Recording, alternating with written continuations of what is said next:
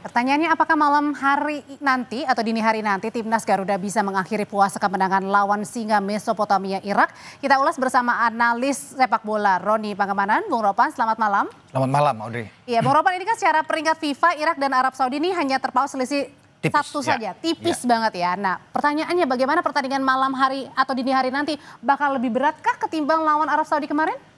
Lebih berat menurut saya. Kenapa lebih berat? Karena kita melangkah dalam situasi dan kondisi kita kalah. Kemudian pemain kan menyelesaikan pertandingan yang melelahkan itu. Ya setelah bermain 90 menit di waktu normal dan ada perpanjangan waktu lagi kan, ada injury time di sana. Sementara Irak datang dengan kebugaran yang sangat bagus. Baru pertama kali bermain. Nah itu yang membuat kita agak berat, karena apa? Mental itu harus dikembalikan dulu. Mental kita setelah kita kalah dengan 3-2, ini tugas bagi Kluivert, tim kepelatihan, manajer tim, menyejukkan ruang ganti itu yang paling penting. Ya, mengembalikan mental itu sangat bagus untuk bisa menghadapi lawan. Apalagi kita kan traumanya 3 pertandingan terakhir melawan mereka dalam setahun terakhir, tahun lalu. Itu kita kemasukan 10 gol sejak Piala Asia kan, dan hanya mencetak 2 gol. Nah ini juga kan akan harus dibuang jauh-jauh. Dan apakah juga pertandingan pada saat terakhir kita melawan Irak juga satu sama begitu, ini juga menjadi satu bekal yang kemudian membuat semakin deg-degan lagi kah? Kalau dengan Irak kan kita 3 tahun terakhir nggak pernah menang, Audrey. Ya, kita di Jakarta terakhir itu kita kalah dengan 2-0 ketika bermain sore hari. Nah sebagian besar pemain mereka ada, kecuali mungkin Aimin Hussein yang dikabarkan tidak bisa bermain, striker mereka.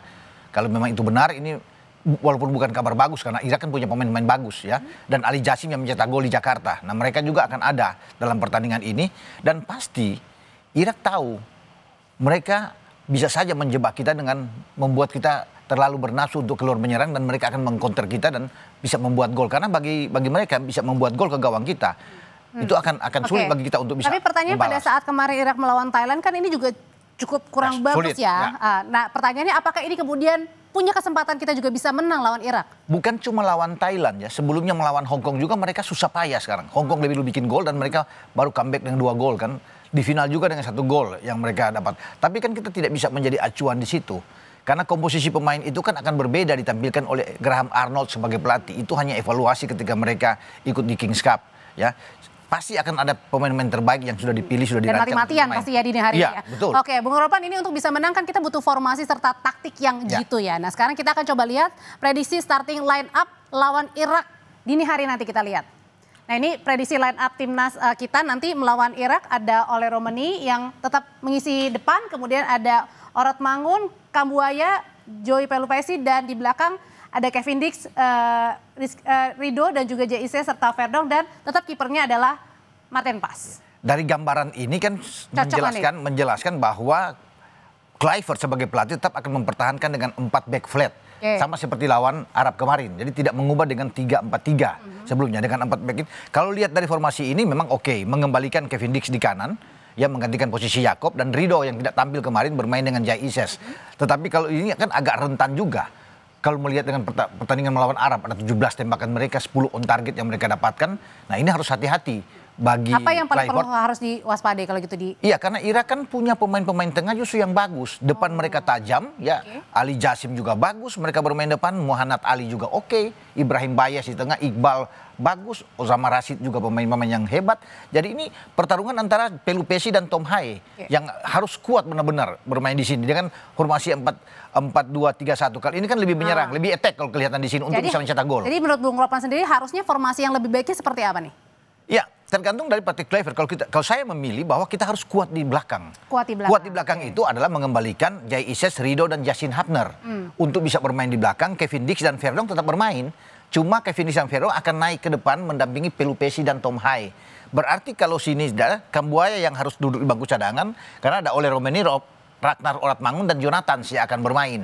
Kalau dengan 3-4-3. Kalau ini kan dengan 4-2-3-1, modifikasi dari 4-3-3 di pola ini, Audrey. Gitu. Dan kalau untuk formasinya sendiri, bagaimana? Apakah harus mengacu yang kemarin pada saat kita lawan Arab Saudi, atau ada yang bilang ya 3-4-3 dikembalikan lagi pada saat STY atau? Saya pikir kalau kita bertahan dengan bagus, 3-4-3 adalah suatu hal yang bagus. Ketika transisi permainan paling ideal ya kita bertahan, itu akan turun, Verdong dan Dix akan membentuk jadi 5. dan Orat Mangun, sebenarnya Jonathan akan mendampingi Pelupesi dan Haye 4. Jadi ketika kita tertekan ada 5-4-1 meninggalkan Ole di depan. Tapi kan semua ini tergantung dari pelatih.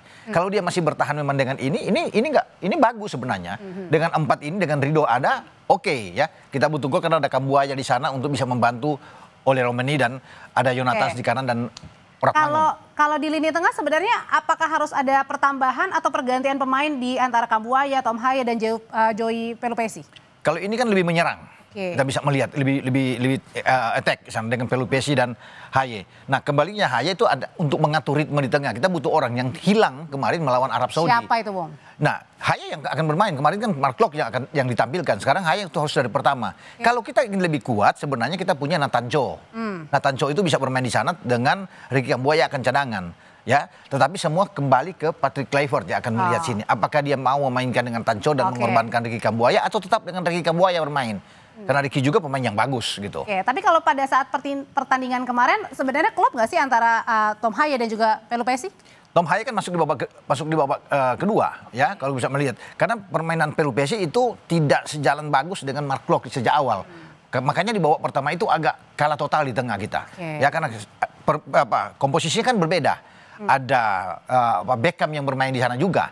Jadi itu yang membuat kalau bisa dengan pola seperti ini lain karena Kevin Dix sudah tampil di kanan, Jakob tidak ada. Oke, kita berikutnya kita akan lihat juga ini berkaca dari laga kemarin melawan Arab Saudi begitu ya. Kita sekarang lihat komparasi striker kedua tim. Di Arak ada Aiman Hussein yang sudah mencetak 35 gol ya.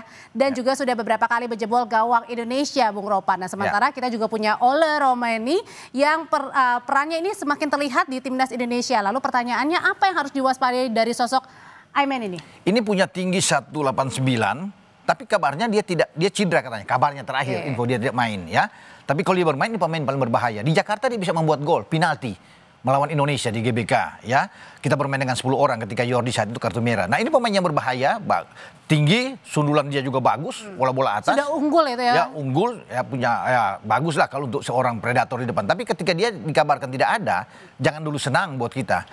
Karena Irak punya pemain-pemain yang Muhammad Ali pemain bagus, ya Ali Jassim pemain bagus. Di Jakarta dia bisa membuat gol, menit 88 Ali Jassim. Jadi mereka punya 2 striker lagi yang bisa membackup Aiman Hussein. Tapi kalau dengan Aiman Hussein wakilnya fit, mereka akan lebih kuat. Makanya ini tugas bagi lini belakang kita. Ya, Jaisa Ridho yang harus bertarung habis-habisan. Habis-habisan. Nah, kalau di depan ya ada Ole kita punya. Ya, Ole memang harus tampil. Sayang kemarin dia tampil memang sudah di babak kedua. Tapi artinya harus dari awal harus main nih Ole. Dia harus dari awal sebenarnya bermain untuk bisa mengganggu. Kemarin kalau dari awal banyak mengganggu pertahanan Arab. Karena buktinya kan dia masuk itu mengganggu, termasuk penalti kedua yang kita dapatkan dari tekanan Ole. Nah sekarang bermain lawan Irak, dia harus dari awal memang. Dengan kombinasi Ole, Miliano di kanan, Rakhtar, Orat Mangun di kiri, ini kita cukup oke di depan. Saya senang kalau dia bermain lebih awal. Karena naluri mencetak gol itu tinggi dia. Kemarin kan kita nggak bermain sama sekali, Audrey. Kita bermain dengan false nine. Nggak ada seorang striker. Padahal di bench itu ada Ole dan Mauro Silva yang duduk. Tetapi Kluivert justru disayangkan ya, itu disayangkan bermain dengan false nine gitu loh.